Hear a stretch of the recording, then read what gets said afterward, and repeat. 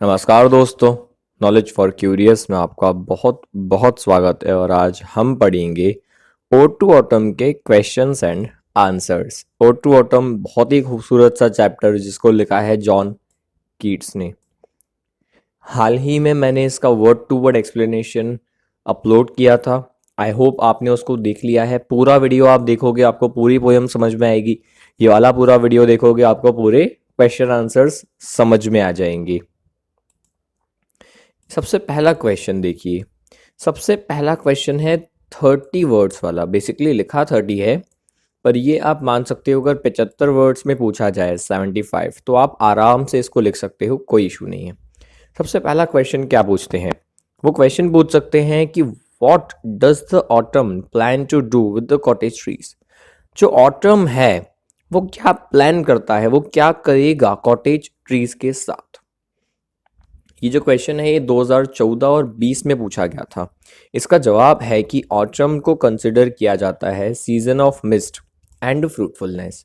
Autumn को हम कहते हैं, सीजन है वो मॉइस्चर का और है वो फ्रूटफुलनेस का, यानी परिपक्वता का, यानी बहुत सारे जब प्रॉस्पेरिटी होगी उसका। ये of course by the poet, मतलब ये कवि करते हैं। फिर कहा गया है in this season mist begins to rise in the air and the fruit get ripeness to the core. इस सीजन में जो मिस्ट है, जो मॉइस्चर है, वो हवा में बढ़ने लगता है। हवा में जो नमी है वो बढ़ती है, टेम्परेचर गिरता है और जो फल है उनको अंदर तक मिठास मिल जाती है। फिर कहा गया है according to the poet the autumn season and his friend maturing sun plan to bless the cottage trees with fruits and flowers.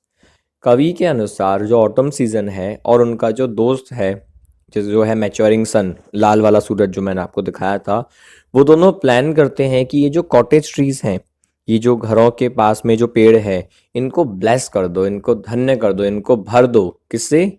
फूलों से, फलों से।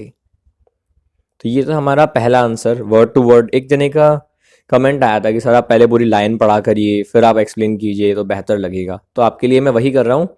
फिर मेरा विश्वास बनाए रखना और पूरी वीडियो देखिए। मैं आप पे भरोसा करके बड़ी वीडियोस बनाता हूँ कि आपको पसंद आएगी।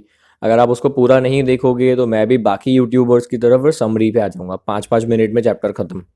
तो आपको वर्ड टू वर्ड एक्सप्लेनेशन नहीं मिल पाएगा। मुझे तो व्यू मिल जाएंगे, मुझे जो चाहिए वो तो मिल जाएगा, पर आपको जो चाहिए, जिसकी ज़रूरत है, वो नहीं मिल पाएगा।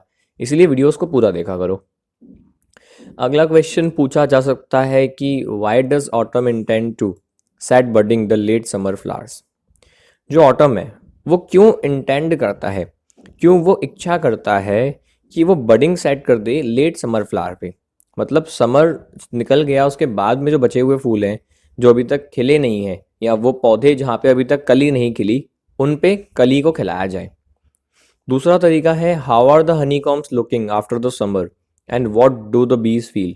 जो हनी कॉम्स हैं, जो मधुमक्खी के छत्ते हैं, वो कैसे दिख रहे हैं गर्मियों के बाद, और बीज को कैसा महसूस हो रहा है। ये दो क्वेश्चन का एक ही आंसर मैंने लिखा है। ये बाय द वे मेरे ही नोट्स हैं। अगर आपको ये नोट्स इस तरीके से परचेज करने हैं और सारे के सारे चैप्टर्स की ऐसी ही वीडियो चाहिए तो आप सिर्फ 500 रुपीज़ में वो परचेज कर सकते हो। मेरा नंबर डिस्क्रिप्शन में गिवन है। ठीक है जी। अब ये बताया तो मैं आपको एक और चीज़ बता देता हूँ कि अगर आपको मुझसे पूरा का पूरा इंग्लिश पढ़ना है तो आप पढ़ सकते हैं। एडमिशन्स ओपन है। ये मेरी ऑनलाइन लाइव क्लास है, ये हिंदी की फ्री क्लास है। अगर आप 1 जनवरी को एडमिशन लेके फ़ी पे करते हो तो आपको 3,000 की जगह सिर्फ 2,500 रुपये की फ़ी पे करना पड़ेगी। ठीक है जी। तो आप ज़रूर इसका फ़ायदा लें और इस तरीके से आप 90+ मार्क्स ला सकते हो। फिलहाल हमारे आंसर की बात करते हैं वापस। तो जो ऑटम है वो कैसे इंटेंड करता है कि भाई समर के बाद जो फूल है उनको खिला दिया जाए, या फिर हनीकॉम कैसे दिखते हैं। तो in the present poem the poet John Keats describes the autumn as a season of fruitfulness, abundance and prosperity. इस पोएम में जो पोएट है जॉन कीट्स, वो ऑटम को दिखाते हैं एक सीजन के रूप में, जो सीजन है फ्रूटफुलनेस का, यानी हर तरफ फल ही फल होंगे। अबंडेंस मतलब परिपक्वता, कि हर चीज़, अबंडेंस और प्रॉस्पेरिटी का मतलब है आप कह सकते हो संपन्नता, कि हर चीज़ की अवेलेबिलिटी होगी। जैसे अमीरों के घर में अगर आप देखोगे तो नहीं होता, इंटरनेट इंटरनेट ही इंटरनेट है, वाईफाई है, पानी के लिए बड़ी सी टंकी है, रहने के लिए बड़ा सा घर है, आराम करने के लिए बड़ा सा गार्डन है, मतलब हर चीज़ की अवेलेबिलिटी है, किसी चीज़ की कमी नहीं है। उस तरीके से ऑटम के टाइम पे हर जगह आपको अबंडेंस मिलती है। मिठास तो पूरी अंदर तक मिठास, हर पेड़ पे आपको फल फूल मिलेगा। हनी को हम देखोगे तो वो भी भरे हुए मिलेंगे। तो अबंडेंस, और हवा देखोगे तो हवा भी भरी हुई है मॉइस्चर से। तो अबंडेंस मतलब है बहुत ज़्यादा अवेलेबिलिटी। प्रॉस्पेरिटी का मतलब भी है संपन्नता, जब बहुत ज़्यादा हमारे पास चीज़ें अवेलेबल हो। He writes that the season intends to set budding over the late summer flowers. The summer season has already made honeybees collect much honey and fill their combs to the full. इसका मतलब क्या हुआ? वो ये कहते हैं कि ये जो सीज़न है ऑटम सीज़न, ये बडिंग सेट करता है लेट समर फ्लावर्स पे। मतलब वो फूल जो समर में नहीं खिल पाए, अब वो खिलेंगे। समर सीजन से ऑलरेडी क्या हुआ था, जो हनी बीज हैं उन लोगों ने खूब सारा हनी कलेक्ट किया था और अपने जो सत्ते हैं उनको पूरा का पूरा भर दिया था। Eight the time of autumn the bees have overfilled there corms. अब पहले तो भरा था फुल तक, अब ऑटम के टाइम पे उसको ओवरफिल कर दिया, मतलब फैलने लग गए हैं अब छत्ते में से हनी। और अब बीज को ऐसा महसूस हो रहा है कि यार ये कभी ख़त्म नहीं होगा समर। उनको पता ही नहीं है कि समर ख़त्म होने वाला है। उनको लग रहा है कि ये जो समर सीजन है जो वार्म डेज है वो कभी ख़त्म नहीं होंगे। अगला क्वेश्चन आता है, how can autumn be seen as a harvester. तो हम कैसे ऑटम को एक हार्वेस्टर के रूप में देखते हैं, यानी एक फसल काटने वाले के रूप में देखते हैं। या फिर वो ऐसे पूछेंगे, how does the poet describe autumn as a crop cutter. Obvious सी बात है, क्रॉप कटर का मतलब भी है फसल काटना, हार्वेस्टर का मतलब भी है फसल काटना। तो एक्सप्लेनेशन में आपको मैंने सेकंड स्टैंजा में ऑटम की 4 तस्वीरें दिखवाई थी मतलब पोएट ने लिखी, मैं तो सिर्फ आपको बता सकता हूँ ना, लिखने वाले तो महान जॉन कीट्स हैं। तो सेकंड स्टैंजा में, यानी in the second stanza, the poet John Keats has personified the autumn season. उन्होंने पर्सोनिफाई किया है ऑटम सीजन को। पर्सोनिफाई मतलब किसी नॉन लिविंग थिंग को एक इंसान के रूप में, एक पर्सन के रूप में दिखाना। He says that autumn can be found sitting on a chair in a granary floor या in a granary after she had done her work of harvesting. उन्होंने ऐसा इमेजिन किया कि ऑटम को हम देख सकते हैं कुर्सी पे बैठे हुए एक ग्रेनरी में। ग्रेनरी का मतलब होता है एक ऐसी बिल्डिंग या फिर एक ऐसा एरिया जहाँ पे जो फसल है उसकी भूसे को अलग किया जाता है और मेन जो फसल है जैसे चावल या गेहूँ उसको अलग किया जाता है। खलियान बोलते हैं हिंदी में, जो गांव के हैं वो समझ पाएंगे हमारे। तो ऐसा देखा गया कि जो ऑटम है वो आराम से एक चेयर पे बैठा हुआ है ग्रीनरी में, और उसका जो हार्वेस्टिंग वाला काम है वो हो चुका है। She can be seen sitting on a chair with her sickle in her hand while her hairs are being flown by the winnowing wind। उनके हाथ में उनका हंसिया है, यहाँ पे हमने फीमेल माना है, और उसके जो बाल है वो हल्के हल्के बाल आराम से जो विनोइंग विंड है उसके द्वारा उड़ाए जा रहे हैं। ये एक इमेज हो गई। दूसरी इमेज में, then autumn can be found resting on a field near half reaped furrow, she is feeling drowsy because of fume of poppies. The fume हो जाएगा। दूसरी हमने इमेज देखी कि हमारा जो ऑटम है वो कहाँ पर होगा, वो होगा एक खेत में लेटा हुआ। ऑन अ फील्ड मतलब वो ग्राउंड है ना, 2D है। ये मैं जो मेरे से ग्रामर पढ़ चुके हैं प्रेपोजिशन लाइव क्लास वाले वो समझ पाएंगे। बाकी लोग को मैं बता देता हूँ भाई, जो फील्ड होता है ना खेत, अगर वो 2D हो, ऐसी कोई जगह हो 2D हो जो एक प्लेन सरफेस, उस पर अगर अपन लेटे होते हैं तो उसको ऑन बोलते हैं, इन नहीं बोलते। तो एक खेत में लेटा हुआ है और एक हाफ रीप्ड फुरो पास में है। हाफ रीप्ड फुरो का मतलब क्या है, जो हम खेती में जब काटते हैं ना वो लाइन होती है फसल की, उस लाइन की बात की गई है। और उसको फ्यूम ऑफ पॉपीज़ की वजह से, यानी जो पॉपीज़ हैं उगे हुए उनकी वजह से बहुत ज़्यादा नींद आ रही है। ये दूसरी इमेज थी। तीसरी इमेज की बात करते हैं। What is the cider making doing. Cider maker doing, cider maker क्या कर रहा है। तो in the second stanza the poet John Keats has personified the autumn season. Autumn season को उन्होंने पर्सोनिफाई किया है, ये मैं आपको बता चुका हूँ। ही प्रेजेंट्स या ही रिप्रेजेंट्स, दोनों लिख सकते हो आप। He represents the autumn season as a farmer who is standing near a cider press. वो दिखाते हैं ऑटम सीजन को एक फार्मर के रूप में जो एक साइडर प्रेस के बगल में खड़ा है, यानी एक मशीन जहाँ से एप्पल का जूस निकलता है उसके बगल में खड़ा है। She is patiently looking at the last drops of fresh juice which are being extracted from a cider press. और वो बहुत ही आराम से, सुकून के साथ, सब्र के साथ देख रहा है फ्रेश फ्रेश जूस की आखिरी बूंदों को जो साइडर प्रेस यानी इस मशीन से निकल रही हैं, फल की आखिरी आखिरी बूंदे। अगला question, describe the scene of the earth at sunset. Sunset के टाइम पे क्या सीन होता है आखिर अर्थ का, उसको डिस्क्राइब करो। तो इन द थर्ड स्टेंजा यानी तीसरे स्टेंजा में the poet John Keats has presented a beautiful picture of the sunset. तो उन्होंने सनसेट की एक बहुत ही खूबसूरत सी तस्वीर को दिखाया है। Describing the melodious music he says that the sky is full of clouds eight the time of sunset. तो वो जब मेलोडियस म्यूजिक को समझा रहे हैं, इतना खूबसूरत सा जो म्यूजिक आ रहा है बहुत ही अच्छा, उसके लिए कहा गया है उस समय वो एक बहुत ही अच्छा सीन समझाते हैं। वो क्या सीन समझाते हैं कि जो आसमान है वो पूरा भरा हुआ है बादलों से, and the mourning voice of nights can be heard, और मॉर्निंग वॉइस रोने की जो आवाज़ है नाइट्स की वो सुनाई देती है। Lambs are bleeding from hills, पहाड़ियों पर जो भेड़ के बच्चे हैं वो ब्लीड कर रहे हैं, मिमिया रहे हैं। फिर कहते हैं ये the sound of chirping of crickets is also treated as the music here. और जो साउंड है चर्पिंग ऑफ क्रिकेट्स मतलब जो क्रिकेट्स है, जो रात कीड़े हैं, ग्रास ऑपर हैं, उनका जो साउंड है उसको भी म्यूजिक बोला गया है यहाँ पे। एंड फाइनली आखिरी में ही says that the swallows can be heard twittering in the sky.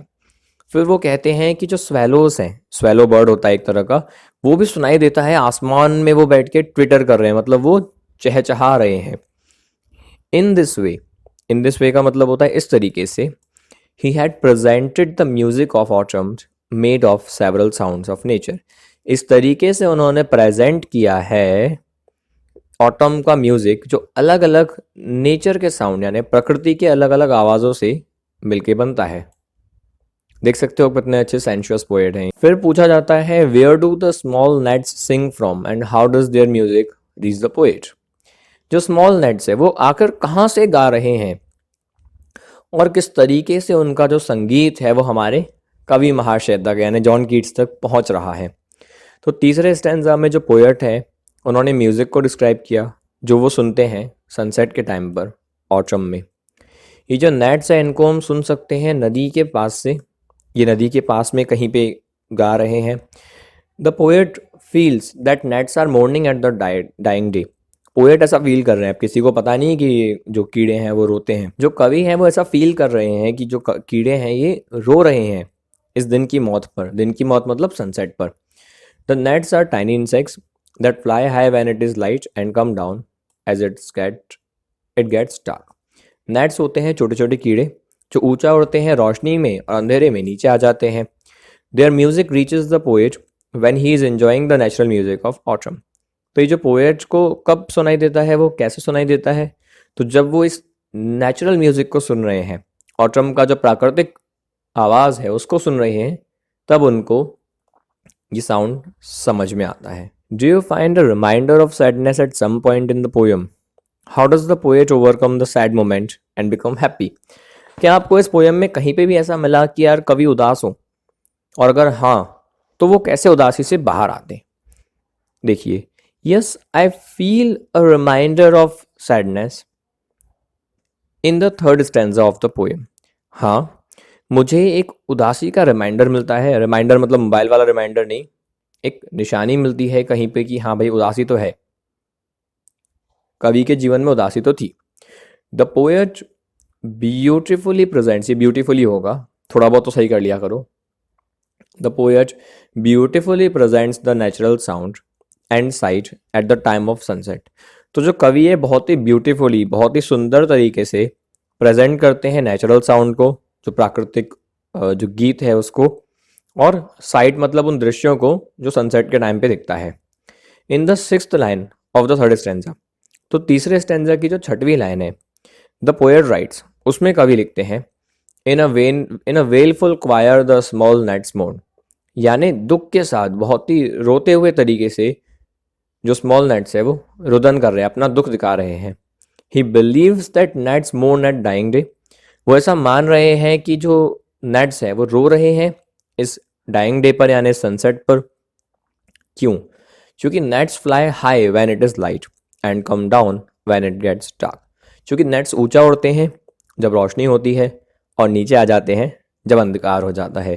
So they feel sad at the time of sunset, इसीलिए वो उदास होते हैं सनसेट के वक्त पर। फिर पूछा जाता है how does the poet address autumn, poet कैसे एड्रेस करते हैं ऑटम को। पहले स्टेंजा में कविता के जो पोएट है जॉन कीट्स, उन्होंने प्रेजेंट किया ऑटम सीजन को एक season of mist and fruitfulness, कि जो सीजन है वो कैसा है, मिस्ट का और फ्रूटफुलनेस का, यानी मॉइस्चर का और नमी का।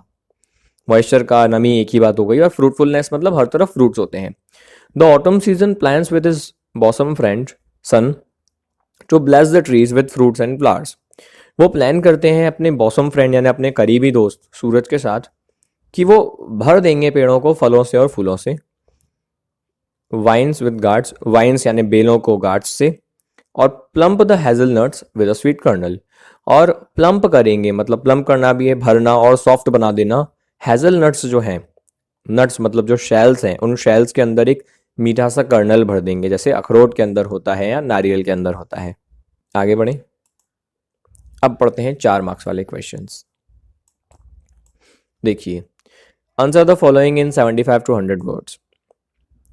75 से 100 वर्ड्स, इनको एनालिटिकल क्वेश्चंस बोल सकते हो, जो 4 मार्क्स में आएंगे ब्लूप्रिंट के हिसाब से। Analytical questions.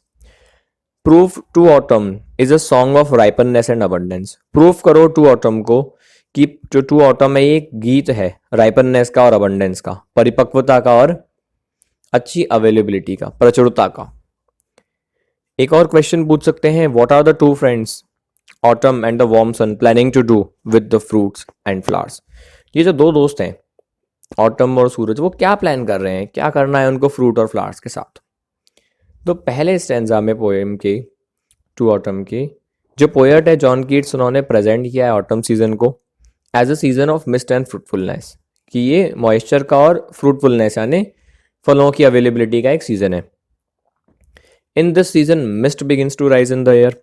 इस सीजन में जो मॉइस्चर है वो हवा में बढ़ने लगता है, और जो फ्रूट्स हैं उनको राइपननेस मिल जाती है कोर तक, अंदर तक वो मीठे हो जाते हैं। अकॉर्डिंग टू द पोएट यानी कवि के अनुसार, the autumn season and his friend maturing sun plan to bless the trees with flowers and fruits.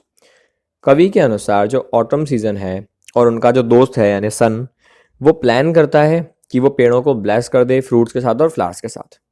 Letter यानी बाद में, he writes about budding on late summer flowers and says that honey bees will collect honey and fill their honeycombs to overflowing।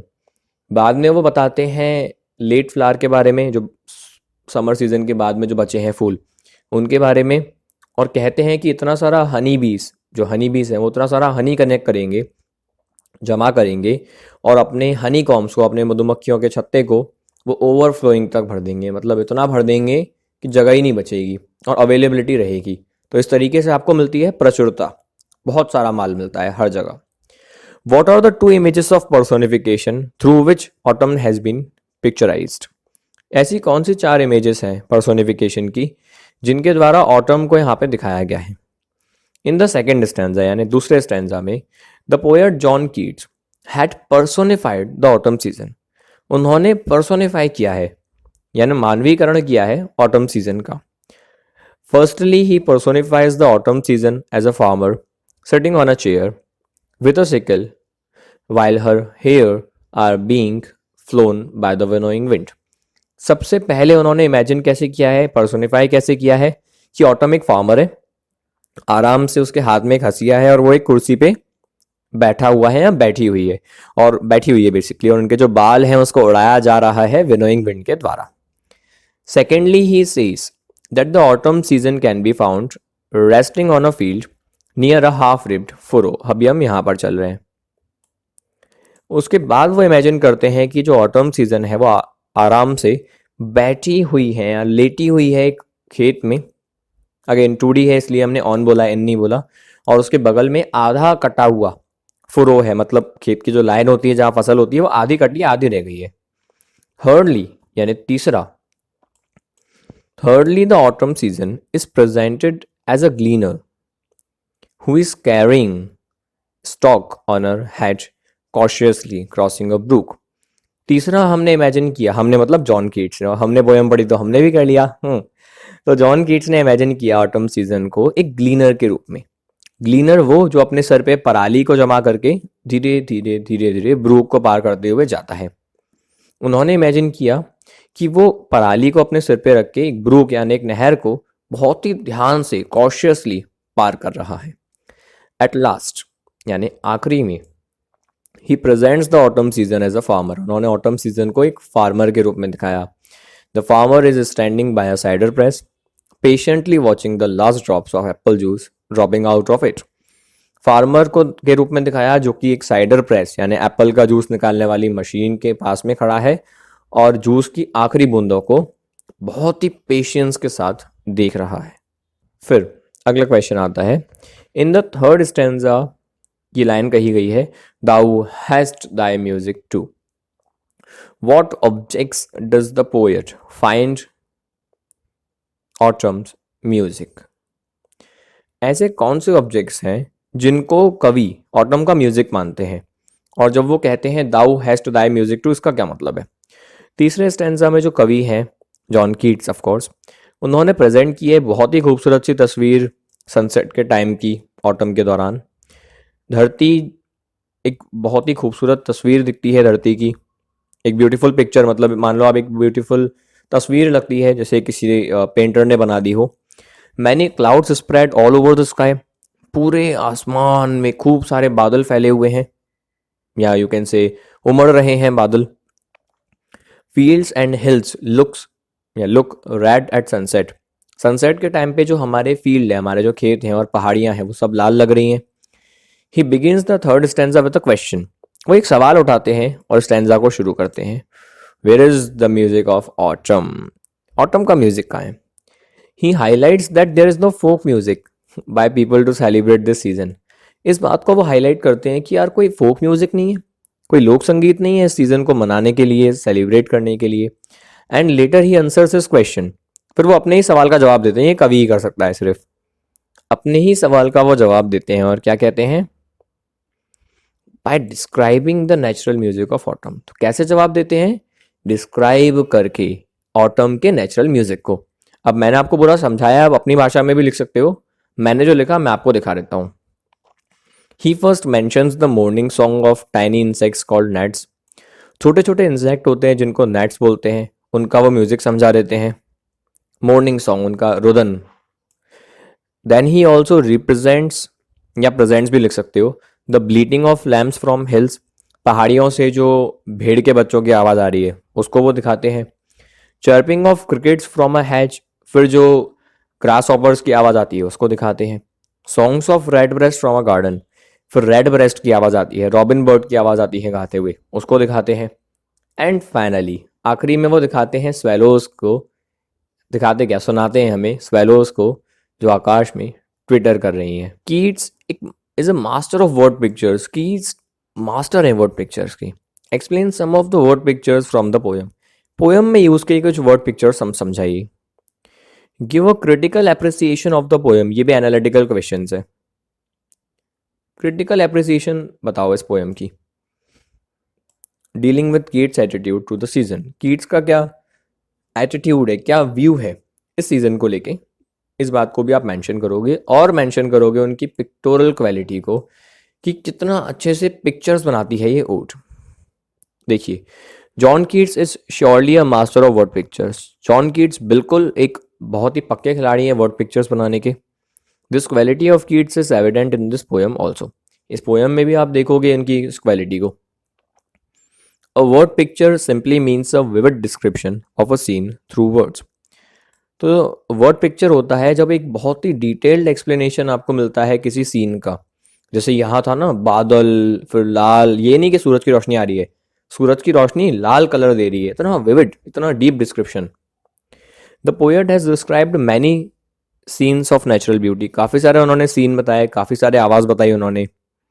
In the first stanza, पहले stanza में अगर आप देखोगे, poet ने describe किया है, the poet describes autumn season as a season of abundance and fruitfulness.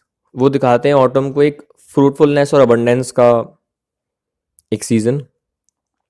He shows overflowing honeycombs, trees full of fruits, and creepers having guards and fruits filled with sweetness to the core.